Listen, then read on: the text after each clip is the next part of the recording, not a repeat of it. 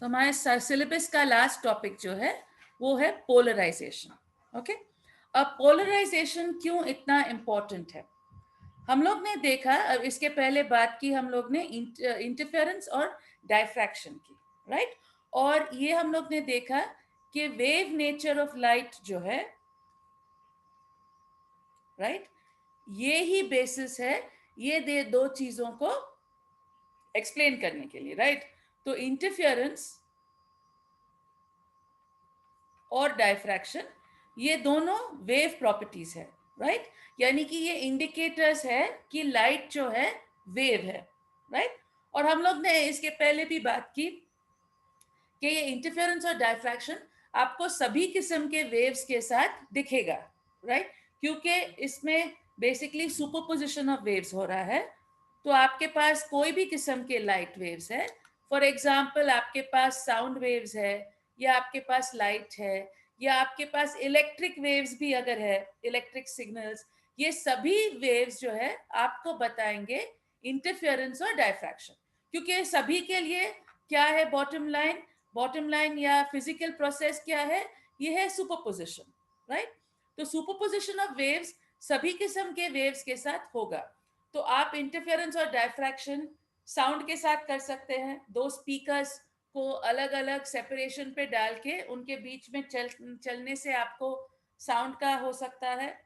Light का तो हम लोग ने बात की। इलेक्ट्रिक सिग्नल्स, अगर आप दो इलेक्ट्रिक सिग्नल्स को पास करेंगे, जो आपको याद है हम लोग लिसाजूस फिगर्स करे थे, राइट?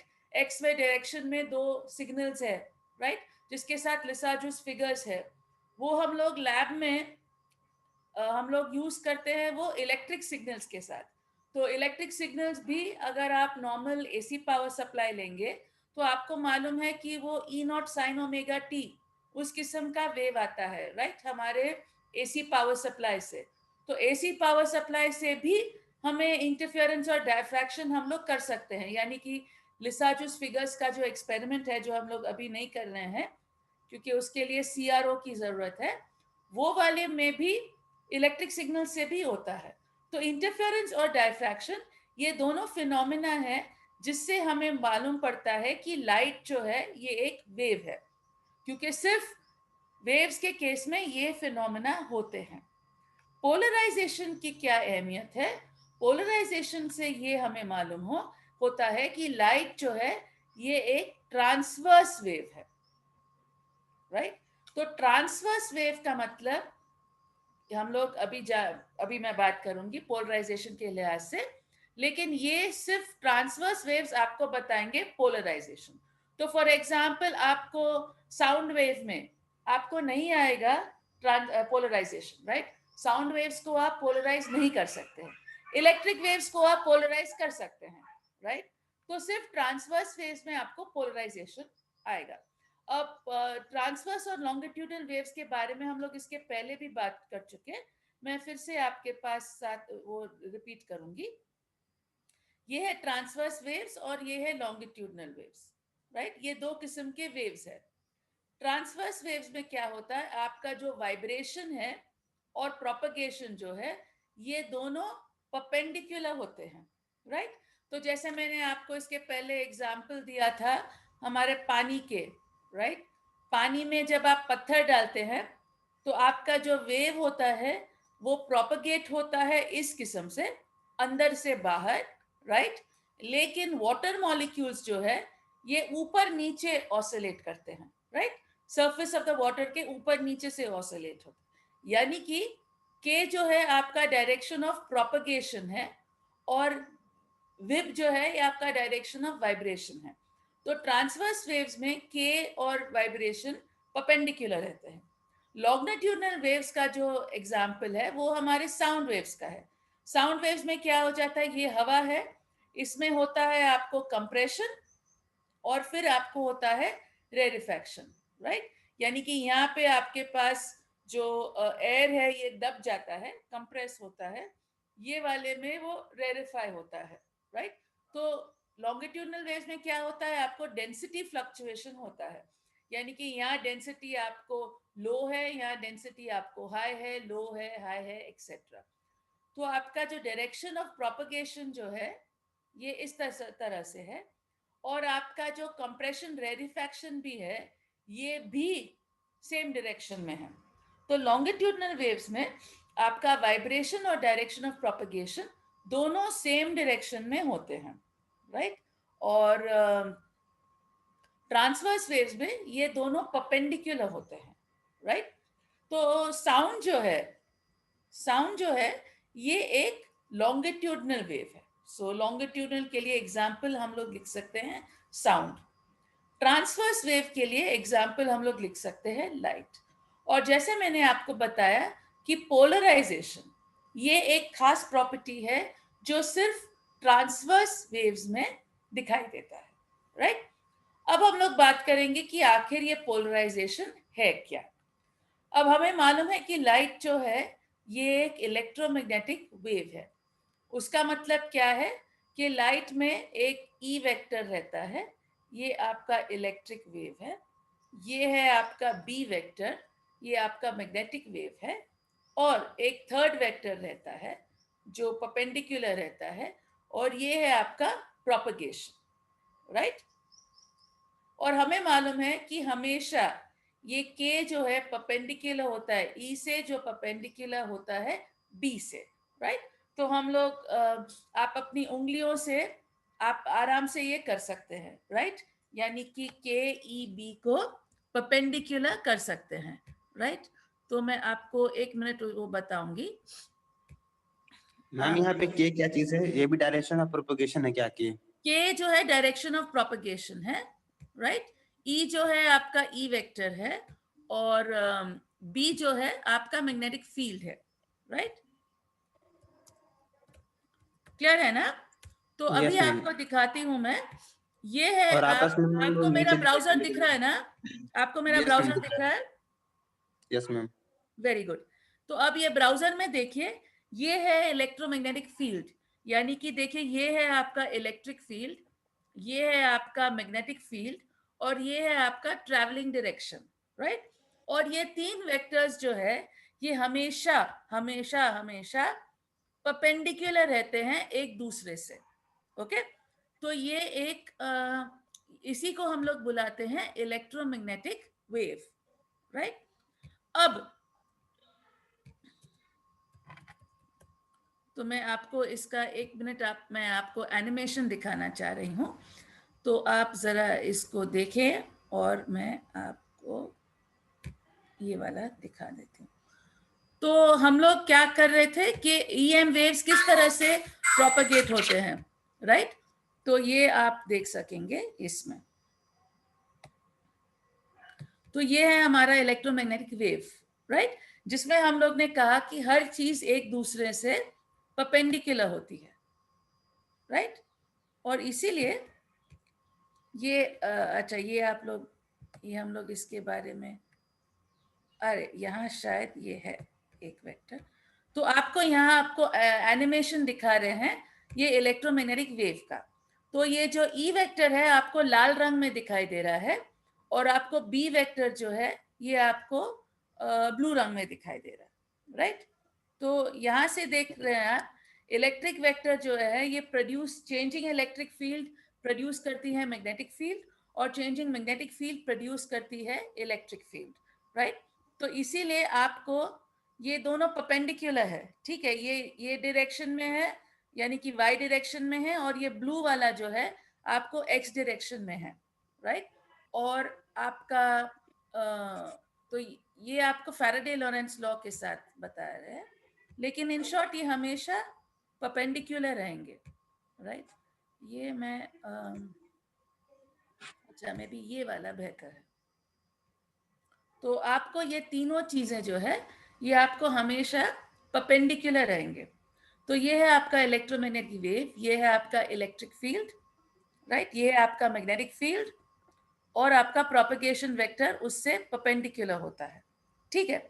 तो इस किस्म का एक वेव होता है लाइट, ठीक है, जिसमें आपके पास इलेक्ट्रिक फील्ड भी होता है, आपके पास मैग्नेटिक फील्ड भी होता है, और आपके पास डायरेक्शन ऑफ प्रोपगेशन भी होता है, राइट। तो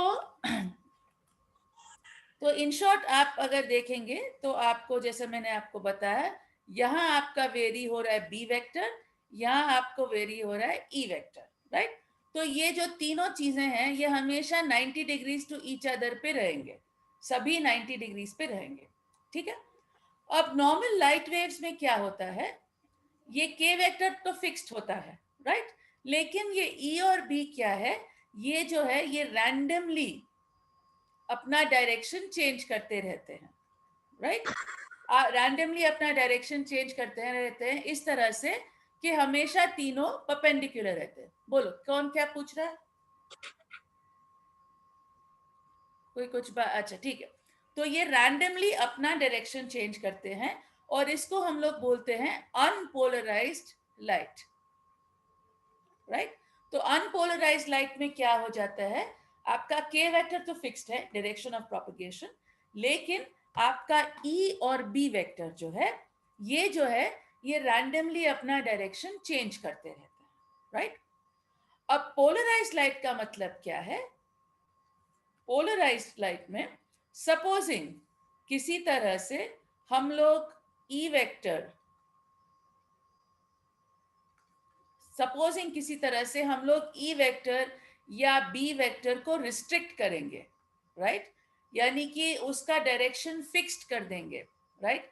तो के तो हमारे पास फिक्स्ड है, अगर हम लोग ई या बी को फिक्स कर देंगे तो फिर तीसरा वाला वेक्टर जो है वो भी फिक्स हो जाएगा, और अगर वो फिक्स हो जाएगा तो उसको हम लोग बोलते हैं पोलराइजेशन, यानी कि फिक्स्ड डायरेक्शन, राइट, यानी कि ये ई और बी वेक्टर का डायरेक्शन फिक्स्ड है। तो इसका मतलब है सपोजिंग मैंने हाथ से ये ई को पकड़ लिया, राइट, तो आपका ई ऐसा है, आपका के ऐसा है, तो ये tip of the E vector क्या करेगा, जैसे ये प्रोपगेट करेगा ई वेक्टर जो है ये आपको लाइन ड्रॉ करेगा, राइट। तो उसको हम लोग बोलते हैं लीनियर पोलराइजेशन, यानी कि अगर मैंने किसी तरह से ई वेक्टर को पकड़ लिया, राइट, उसके एरो से पकड़ लिया ऊपर से, तो ये ई वेक्टर का डायरेक्शन जो है वो फिक्स्ड हो जाएगा, और ये tip of the E vector supposing उसको खींच के एक स्ट्रेट लाइन बनता है, राइट। सपोजिंग प्रोपगेशन ऐसा है तो ये टिप ऑफ ई वेक्टर ऐसे चलेगा, right, with direction of propagation, तो फिर आपको क्या हो जाएगा, आपको ये E vector straight line draw करेगा, तो उसको हम लोग बोलते हैं लीनियर पोलराइजेशन। अगर ये ड्रॉ करेगा सर्कल को तो हम लोग बोलते हैं उसको सर्कुलरली पोलराइज्ड, अगर वो करेगा एलिप्स को तो हम लोग बोलते हैं उसको इलिप्टिकली पोलराइज्ड।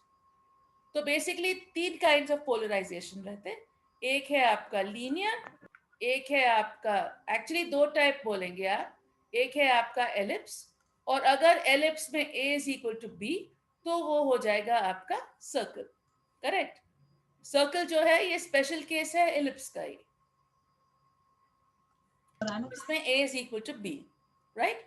तो इस तरह से हम लोग पोलराइज्ड लाइट का मतलब क्या है, जिसमें हम लोग ई वेक्टर और बी वेक्टर को उसके डायरेक्शन को फिक्स करते हैं। अब हम लोग अपनी आंखों से पोलराइज्ड लाइट को नहीं देख सकते, ओके, हम लोग पोलराइजेशन को नहीं डिटेक्ट कर सकते, हमारे आंखों में ये कैपेबिलिटी नहीं है, लेकिन कई जानवर है और कई इंसेक्ट्स, कीड़े मकोड़े रहते हैं जिनको पोलराइज्ड लाइट दिखता है, राइट। तो खास ये जो क्या बोलते हैं मधुमक्खी, बीज जो बोलते हैं ना, बीज, बीज को पोलराइज्ड लाइट दिखता है, क्योंकि बीज के जो आंखें होते हैं वो कॉम्प्लेक्स आईज रहते हैं, राइट। हमारा सिंपल आई रहता है क्योंकि हमारे पास एक सिंगल लेंस है, राइट, इसीलिए हमारी आंखें जो है सिंपल आई है एक सिंगल लेंस से, राइट। लेकिन मधुमक्खी में कई लेंसेज मिला के आंख बनता है, राइट, इसलिए उनकी आंखों को हम लोग कॉम्प्लेक्स आईज बोलते हैं। और मधुमक्खी जो है पोलराइजेशन को देख सकता है, और उससे फायदा क्या होता है कि उससे आपको डायरेक्शन, आप डायरेक्शन का अंदाजा अच्छे से कर सकते हैं। तो मधुमक्खियों को क्या है कि सपोजिंग आप उन लोगों को मालूम है कि एक कोई जगह में कोई फूल है, राइट, जिससे उन लोग को हनी लेना है, राइट? तो उसका डायरेक्शन जो है उसको इंडिकेट करने के लिए उनको उसका पोलराइजेशन उन लोग देख लेते हैं, राइट? जिसके वजह से उनको मालूम होता है कि ये डायरेक्शन में वो फूल है या जो भी चीज उनको इंटरेस्ट है वो कौन से डायरेक्शन में है, राइट?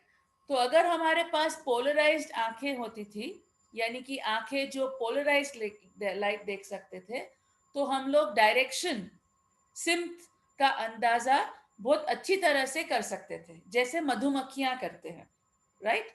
लेकिन अनफॉर्चुनेटली हमारी आंखें ऐसा नहीं करते हैं और इसीलिए हम लोग डायरेक्शन का अंदाजा नहीं कर सकते, ओके? और ये हमारा एक प्रॉब्लम है। लेकिन जो जानवर या कीड़े पोलराइज लाइट देख सकते हैं उनको डायरेक्शन का बहुत अच्छी तरह से अंदाजा होता है, ठीक है? लेकिन चूंकि हमें मालूम है कि लाइट जो है ये एक ट्रांसवर्स वेव है, तो सिर्फ ट्रांसवर्स वेव्स में इस तरह से आप ई वेक्टर को पकड़ सकते हैं, राइट? लॉन्गिट्यूडनल वेव में आप कर नहीं सकते क्योंकि वो दोनों डायरेक्शन सेम है, राइट?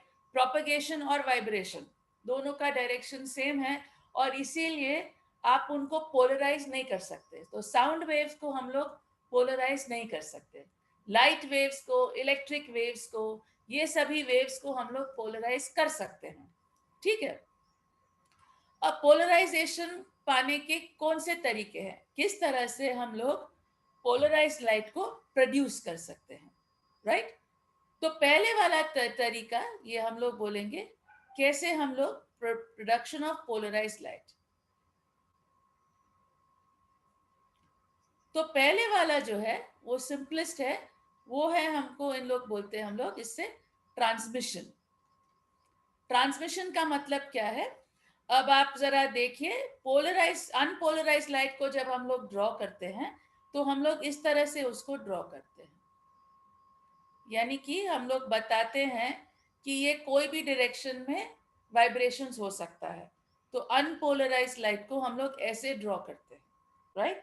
जिसमें आपको वाइब्रेशंस सभी डायरेक्शंस में होते हैं। अब ये अनपोलराइज लाइट अगर हम लोग एक चीज पे डालते हैं जिसको हम लोग बुलाते हैं पोलराइजर, सॉरी मैं इसको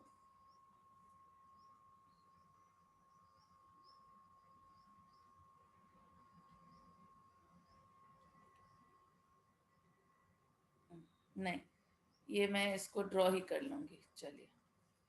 तो ये मैं एक पोलराइजर ड्रॉ करूंगी। ये मटेरियल को हम लोग बोलते हैं पोलराइजर। ये पोलराइजर में क्या रहते हैं? क्रिस्टल्स रहते हैं, राइट?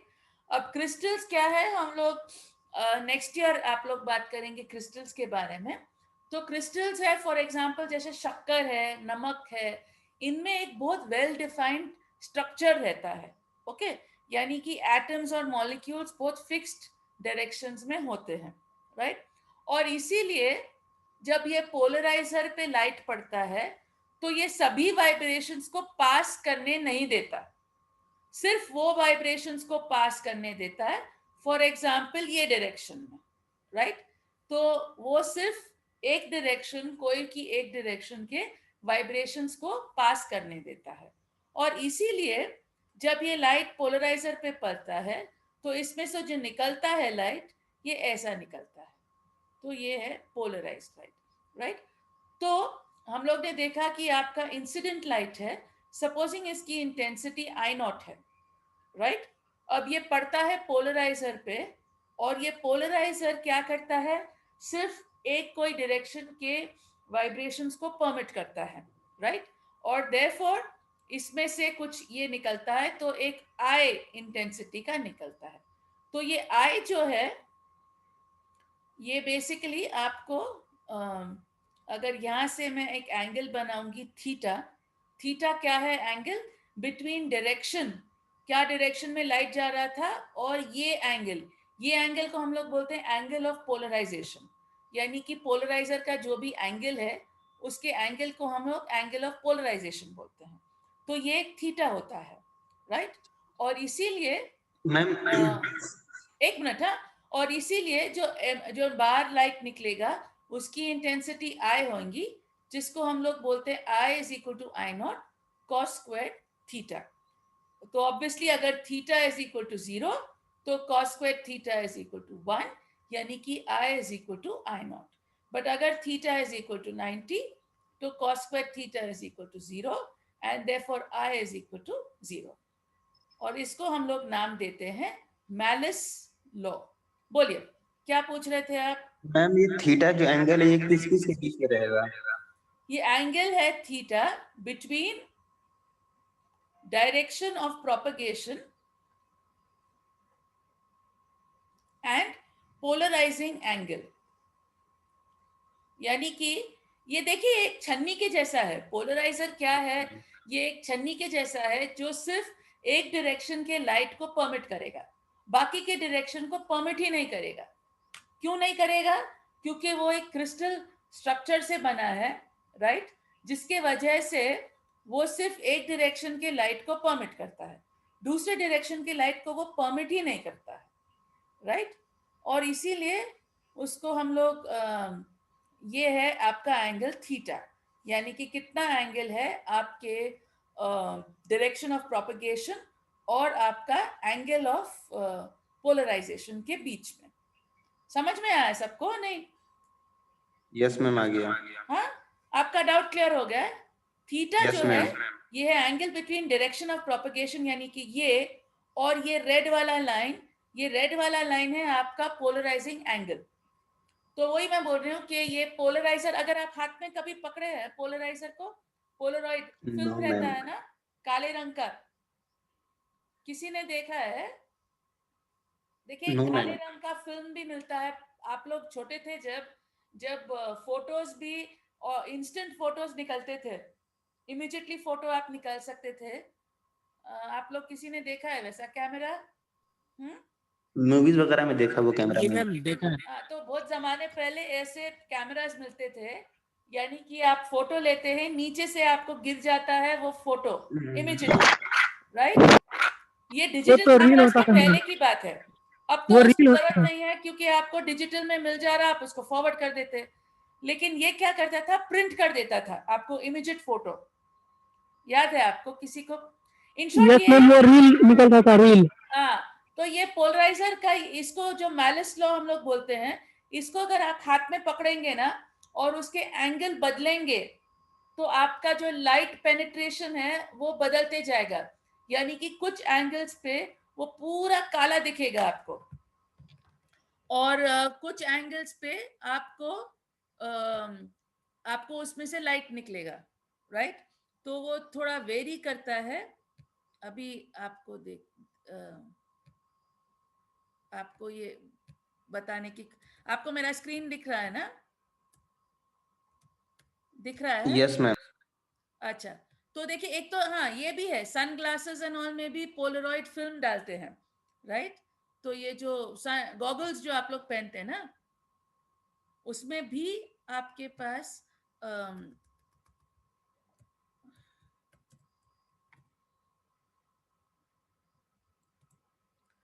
तो इसी को हम लोग बुलाते हैं मैलिस लॉ, राइट। तो ये मैलिस लॉ के वजह से आपको क्या है जो मैं आपको बता रही थी कि आपके पास ये पोलराइजर रहता है, राइट। एक और फिल्म डालते हैं एनालाइजर, और इस तरह से आपको अलग अलग एंगल्स पे अलग इंटेंसिटी दिखेगी, राइट। क्योंकि उसमें क्या है, आपको कॉस स्क्वायर थीटा है। तो जब आपका थीटा इज इक्वल टू 0, जब आपको कॉस स्क्वायर थीटा इज 1, आपको पूरा लाइट पेनिट्रेट। तो देखिए ये कैसे कर रहे हैं ना, ये जो फिल्म है आगे, इसको आप घुमाते जाते हैं ताकि आपका थीटा वैल्यू बदलते रहता है। इसको बिगनिंग से देखेंगे, चलिए। ये छोटा ही है, 1 मिनट का है। तो ये देखिए आपके पास, इसको आप जैसा इसको घुमाते जाएंगे तो आपको देखिए पीछे वो फिल्म है, आपको अलग अलग अमाउंट ऑफ लाइट जा रहा है। क्यों? क्योंकि आपका जो कॉस स्क्वायर थीटा टर्म जो है वो आपका बदल रहा है। अब cos square theta term is 1, तो ये मैक्सिमम लाइट है। अब कॉस स्क्वायर थीटा इज 0, तो आपको नो लाइट आ रहा है, तो आपको 0 लाइट आ रहा है, राइट। तो ये अगर आप ऐसा हाथ में पकड़ेंगे और इसको घुमाएंगे, राइट, पोलरॉइड फिल्म को, राइट, तो आप ऐसा देख सकते हैं कि आप अलग अलग एंगल्स पे आपको अलग amount of intensity of light pass होती है, राइट? एंड बेसिकली वो कैसा हो रहा है, आपको dependent on cos square theta, right? यानी कि डिपेंडिंग ऑन आपके cos स्क्वायर थीटा के वैल्यू पे, राइट, आपका अमाउंट ऑफ लाइट पेनिट्रेशन बदलेगा, ठीक है? और इस तरह से आप एक वजह से पोलराइड डालने से आप एडजस्ट कर सकते हैं कि आप किस तरह कितना लाइट पेनिट्रेशन को अलाउ करेंगे, राइट? तो आप देख सकते हैं और नेट पे भी है, ये लैब का भी एक एक्सपेरिमेंट है, लेकिन हमारे पास उसका सेटअप नहीं है, इसलिए हम लोग इसको नहीं कराते हैं। लेकिन इसी को बुलाते हैं हम लोग मैलिस लॉ, यानी कि हम लोग वो एंगल, अरे आपको कौन सा स्क्रीन अभी दिख रहा है? व्हाइट स्क्रीन दिख रहा है या कौन सा? नो मैम, यूट्यूब वाला। यूट्यूब वाला नहीं, नहीं तो ठीक है, व्हाइट बोर्ड को जाएंगे, ठीक है? तो इसी को हम लोग बुलाते हैं मैलिस लॉ। मैलिस लॉ का मतलब क्या है कि ये I is equal to I naught cos square theta. तो अगर आपका इनकमिंग लाइट आई नॉट है और आपका आउटगोइंग लाइट I है, तो आपका outgoing light is equal to I naught into cos square theta. तो जैसे मैंने आपको बताया, अगर थीटा इज इक्वल टू 0 तो cos square theta is 1, I is equal to I naught. अगर थीटा इज इक्वल टू 90 तो cos square theta is equal to 0 and therefore I is equal to 0। और इसको हम लोग बुलाते हैं मैलिस लॉ, राइट? तो ये जो लाइट निकल रहा है इसमें से, ये जो लाइट निकल रहा है, ये लाइट हमारा पोलराइज्ड लाइट है। यानी कि जब हम लोग लाइट को पास करते हैं पोलराइजर से, तो हमें जो मिलता है वो है पोलराइज्ड लाइट, ठीक है? अब हम लोग एक और तरीका देखेंगे कि किस तरह से हम लोग पोलराइज्ड लाइट को प्रोड्यूस कर सकते हैं, और इसको हम लोग बुलाते हैं रिफ्लेक्शन, राइट? रिफ्लेक्शन आप सभी लोग इसको जानते हैं। रिफ्लेक्शन में क्या होता है, आपके पास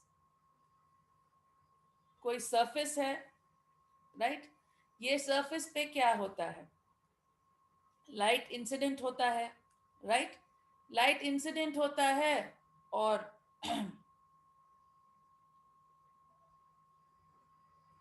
जब लाइट इंसिडेंट होता है तो हमें मालूम है कि रिफ्लेक्टिव सरफेसेस का क्या है, कुछ अमाउंट ऑफ लाइट रिफ्लेक्ट होता है, राइट? लाइट का एक हिस्सा रिफ्लेक्ट होता है, लेकिन लाइट का एक हिस्सा उसके अंदर भी घुसता है, राइट? यानी कि उसके ट्रांसमिशन में घुसता है और वो रिफ्रैक्ट होता है, राइट?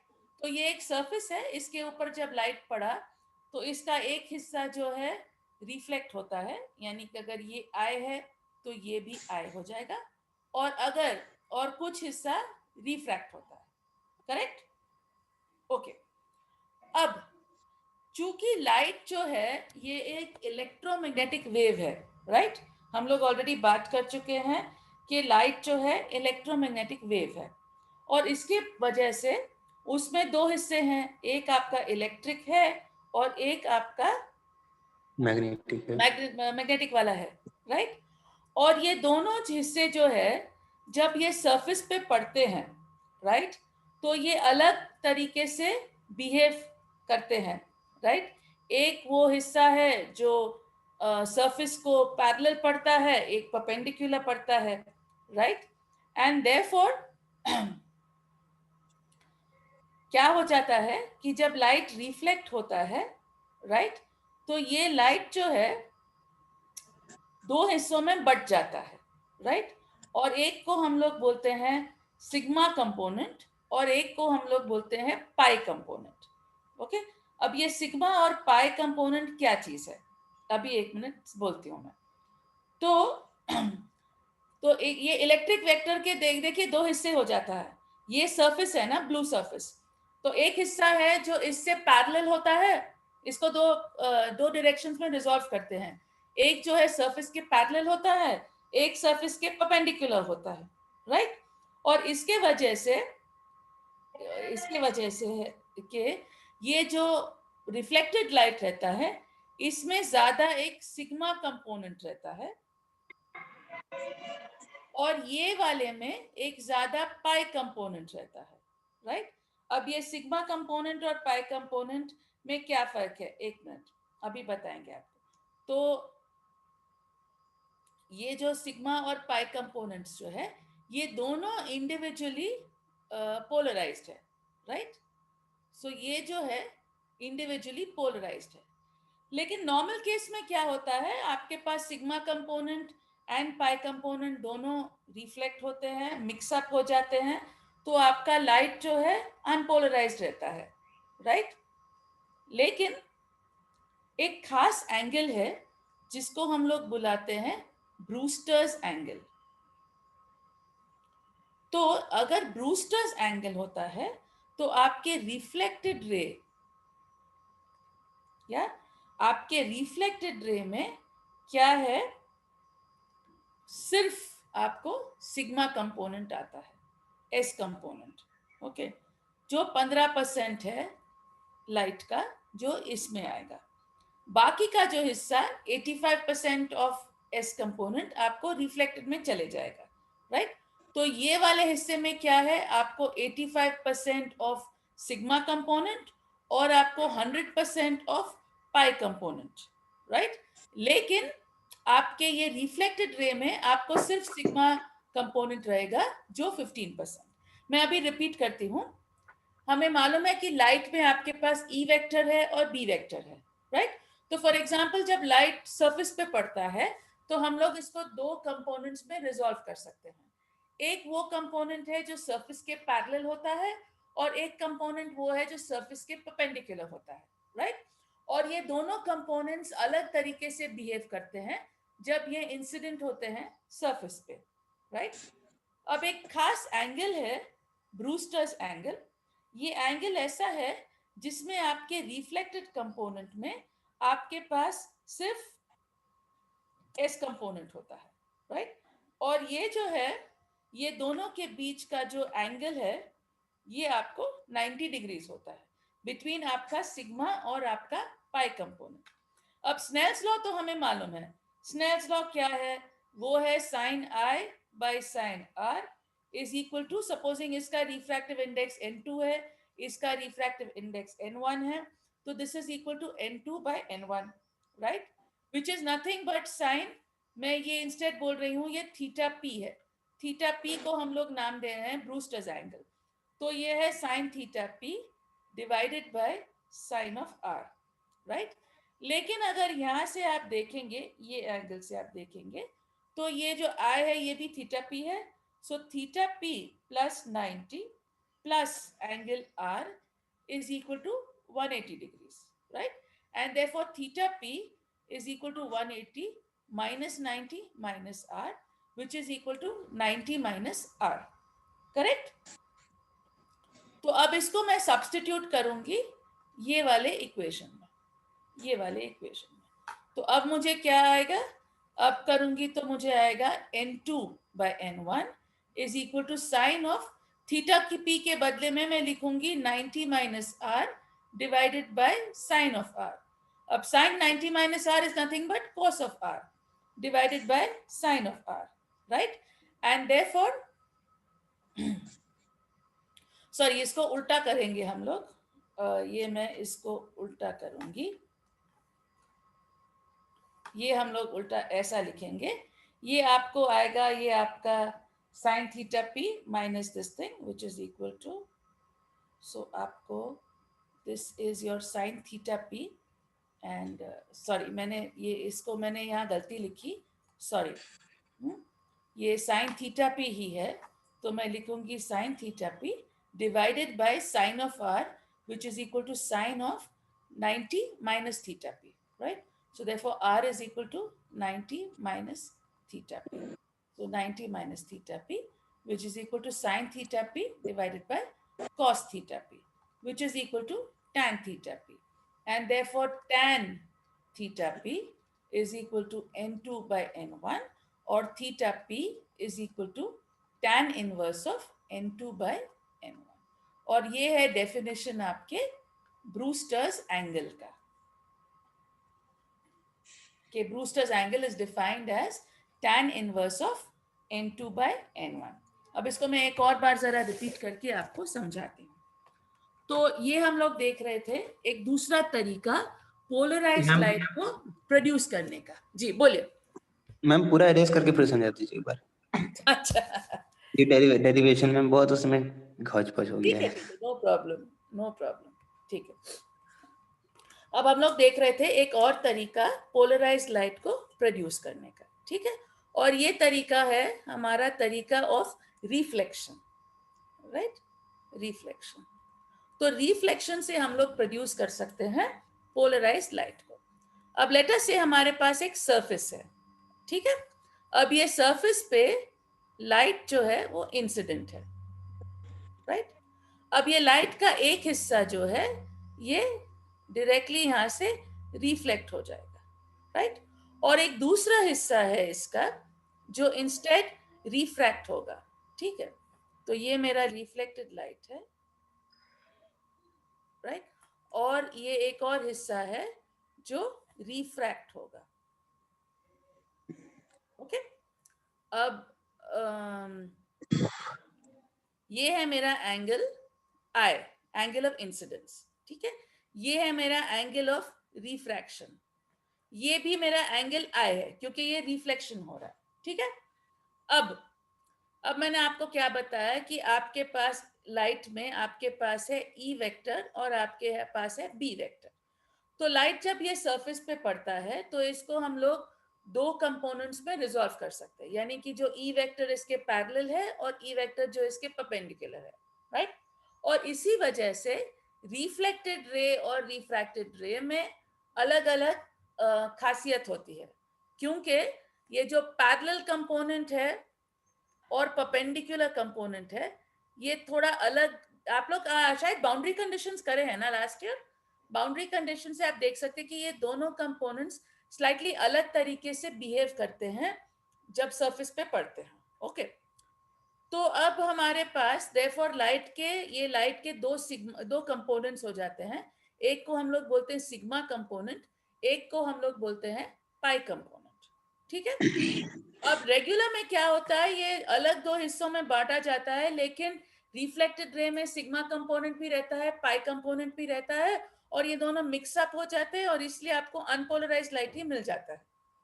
लेकिन एक खास एंगल ऑफ इंसिडेंस है जिसको हम लोग थीटा पी बोलते हैं, जिसको हम लोग बुलाते हैं ब्रूस्टर्स एंगल, ब्रूस्टर्स एंगल, ठीक है। और ये ब्रूस्टर्स एंगल पे क्या खासियत है कि आपके रिफ्लेक्टेड रे में आपके पास सिर्फ सिग्मा कंपोनेंट होता है, नो पाई कंपोनेंट, राइट। और चूंकि सिर्फ सिग्मा पाई कंपोनेंट होता है तो ये लाइट जो है ये पोलराइज्ड लाइट है, क्योंकि इसमें वाइब्रेशन सिर्फ एक डायरेक्शन में है, दूसरे डायरेक्शन में नहीं है, ठीक है। समझ में आया ना। तो ये है आपका सिग्मा कंपोनेंट। अब ये सिग्मा कंपोनेंट जो है ये इनकमिंग लाइट का सिर्फ 15% है, बाकी का सिग्मा जो है 85% ये रिफ्रैक्टेड रे में रहेगा, और आपका पाई कंपोनेंट 100% रिफ्रैक्टेड रे में रहेगा। तो अब हम लोग डिराइव कर रहे थे कि हम लोग ब्रूस्टर्स एंगल को कैसा पता कर सकते हैं, राइट। तो अब हम लोग यहाँ पे सपोजिंग बोलेंगे इसका रिफ्रैक्टिव इंडेक्स n1 है, इसका रिफ्रैक्टिव इंडेक्स n2 है, तो हम लिख सकते हैं कि sign n2, sorry not sign n2, हम लोग लिख सकते हैं कि sine i by sine r is equal to n2 by n1, correct. अब अगर हम लोग ब्रूस्टर्स एंगल के साथ भी करेंगे तो सेम आएगा, sine of theta p divided by sine of r। अब ब्रूस्टर्स एंगल की एक और खासियत है कि ये सिग्मा और ये रिफ्लेक्टेड और रिफ्रैक्टेड रे के बीच में एग्जैक्टली 90 डिग्रीज का फर्क होता है। अब ये I value is theta P, तो अब ये हिस्से को देखिए, theta P plus 90 plus R is all equal to 180, right. So 180 is equal to theta P plus 90 plus R, right. And therefore R is equal to 180 minus 90 minus theta p, which is equal to 90 minus theta p। ये मेरा r है। अब ये r के value को मैं substitute करूंगी ये वाले इक्वेशन में, राइट। ये वाले इक्वेशन में मैं सब्स्टिट्यूट करूंगी तो I will get n2 by n1 is equal to sine of theta p divided by sine of r के बदले में मैं लिखूंगी 90 माइनस थीटा p. अब sine of theta p, sine 90 minus theta p is cosine of theta p which is nothing but tan theta p. तो हमें मिलता है कि therefore theta p is equal to tan inverse of n2 by n1, यानी कि ये हमें देता है ब्रूस्टर्स एंगल. और कई चीजों में आप देखेंगे कि सपोजिंग लोग पोलराइज्ड लाइट चाहते हैं तो सिर्फ आईने डाल देते हैं, आईने मिरर्स डाल देते हैं जो ब्रूस्टर्स एंगल पे होते हैं, राइट? तो फॉर एग्जांपल ये पानी और हवा है तो ये 1.3 का tan इनवर्स रहेगा, राइट? 1.3 का tan इनवर्स आई थिंक कुछ 56 डिग्रीज कुछ की है, मैं जरा देख के बोलती हूँ आपको. अगर आपको कांच के साथ चाहिए तो आप उसको अकॉर्डिंगली tan इनवर्स कर सकते हैं, ठीक है? तो मैं जरा एक मिनट जरा देख के बोलती हूँ आपको कि 1.3 का tan इनवर्स क्या है. आप लोग भी देख सकते हैं. मैम वो जो डिस्को हाँ. लाइट होती है या और जो बड़ी बड़ी लाइट्स होती है जिसको अक्सर डेकोरेशन के लिए इस्तेमाल किया जाता है, तो हाँ. उसमें भी पोलराइजेशन का इस्तेमाल होता है क्या? तभी तो वो अलग अलग पैटर्न बन के आते हैं. कौन से वाले लाइट? नहीं, उसमें तो आप मैम वो बेसिकली इस्तेमाल कर रहे हैं मल्टीपल रिफ्लेक्शंस का. आप उसको अच्छा. देखिए, आपको याद है अगर आपके पास 4 आईने हैं तो आपको इमेजेस कितने आएंगे? 360 डिवाइड बाय n-1, राइट? तो अगर आप मल्टीपल इमेजेस चाह रहे हैं, बहुत सारे इमेजेस चाह रहे हैं, तो अकॉर्डिंगली आप अपना क्या बोलते आप अपना नंबर ऑफ आईने बदलेंगे. या सॉरी, आप क्या पूछ रहे थे? कौन क्या चीज के बारे में आप बोल रहे थे? मैम जैसे डिस्को लाइट होती है या और जो डेकोरेशन की जो लाइट हाँ. होती है जिसमें बड़ी बड़ी लाइट्स होती हैं, फोकस लाइट जिसको बोलते हैं हम लोग अक्सर, हाँ, जिसमें कि वो गोल गोल घूमता है और अलग अलग पैटर्न डिजाइन बन के आता है उसमें, तो मैं उसकी बात कर रहा था. करेक्ट. तो इसमें दो दो चीजें यूज होते हैं. एक तो अच्छा. आपका यूज होता है मिरर्स, आईने for multiple reflections, multiple right? Reflections. यानी कि आप कई उसके क्या बोलते हैं, कई उसके इमेजेस चाहते हैं, राइट? तो फिर आप उसको आप मल्टीपल आईने डालेंगे. लेकिन ये जो सपोजिंग आप उसको अंधेरा उजाला करना चाह रहे हैं, हाँ हाँ राइट? हाँ हाँ हाँ हाँ, जी हाँ, जी तो जी. उसमें अगर दो चीजें हैं, या तो आप रेजिस्टर डाल सकते हैं, रेजिस्टर डाले तो आप करंट को बदलते रहते हैं, राइट? और अदर तरीका है आप पोलरॉइड लगा सकते हैं. पोलरॉइड लगाए तो जैसे जैसे एंगल बदलते जाएंगे, हाँ, आपको ब्राइट और डिम होते जाएगा. तो आई थिंक इनमें पोलरॉइड शायद इस्तेमाल होता है, जो मैंने हाँ आपको पोलराइज. मैलिस लॉ का बताया ना, जिसमें ब्राइट जी और जी. डार्क. हाँ, तो उसमें क्या करते हैं कि आप वो अगर पोलरॉइड डालेंगे तो आप अपने वो लाइट ट्रांसमिशन को बदलेंगे, राइट? और लाइट ट्रांसमिशन को बदलेंगे तो आपको क्या बोलते हैं आपको पैटर्न्स अलग अलग पैटर्न बन के आएंगे. हाँ. हाँ, तो वही अभी आपको बता रही हूँ कि फॉर एग्जाम्पल अगर आप इसके साथ कांच के साथ करते हैं तो आप देख सकते हैं कि tan 56 is 1.5. तो अप्रोक्सीमेटली कांच के लिए ब्रूस्टर्स एंगल आपका 56 डिग्रीज रहता है. तो 56 डिग्रीज पे अगर आप कांच डालेंगे तो आपको पोलराइज्ड लाइट मिलेगा. एक ये है. और दूसरा वो है कि वो मैलिस लॉ का इस्तेमाल अगर आप कर रहे हैं तो जैसे जैसे याद है वो घूमते रहता है, राइट? Yes ma'am. अब वो घूमते रहता है तो उससे आप थीटा वैल्यू चेंज करते हैं, राइट? और चूंकि आप थीटा वैल्यू चेंज करते हैं तो आपके क्या बोलते हैं, आपका पेनिट्रेशन या आपका कॉस स्क्वायर थीटा बदलते जाएगा, राइट? क्लियर है ना वो? यस तो आप मैम. डायरेक्टली इस्तेमाल कर रहे हैं मैलिस लॉ को. लेकिन मैं वो भी बोल रही थी कि इन लोग इस्तेमाल करते हैं नंबर ऑफ इमेजेस का भी. वो जो फॉर्मूला आप करें ना 360 by n-1, तो आप जितने आईने डालेंगे आपको उतने मल्टीपल इमेजेस दिखेंगे, राइट? वो फॉर्मूला मालूम ना आपको? आप कितने एंगल्स पे कितने मिरर्स डालेंगे उसके हिसाब से आपके नंबर ऑफ इमेजेस बदलेंगे, ठीक है? चलिए, तो कल और पूछिए क्वेश्चंस. अब अपने को आई थिंक स्टॉप करना पड़ेगा क्योंकि अपना टाइम हो गया है. नहीं? हेलो, हाँ अपना टाइम होने जा रहा है। आपका क्लियर हो गया doubt Mazhar? Yes ma'am clear. अच्छा ठीक है ठीक है। आप पूरे क्लासेस अटेंड नहीं कर रहे हैं, क्या हो रहा है?